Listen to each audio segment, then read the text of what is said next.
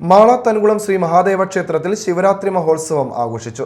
ആഘോഷത്തിന്റെ ഭാഗമായി നടന്ന സഹസ്രക്ഷീരം മഹാകുംഭാഭിഷേകം ദർശിക്കാൻ നൂറുകണക്കിന് ഭക്തർ എത്തി. സിനിമാ മിമിക്രി താരങ്ങളായ ധർമ്മജൻ ബോൾഗാട്ടി, അനിയൻ കുട്ടൻ, സുരേഷ് മാഞ്ഞാലി എന്നിവർ മുഖ്യാതിഥികളായിരുന്നു.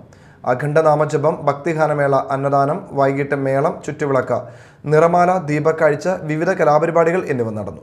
ക്ഷേത്ര മേൽശാന്തി സതീശൻ ചടങ്ങുകൾക്ക് മുഖ്യ കാർമ്മികത്വം വഹിച്ചു.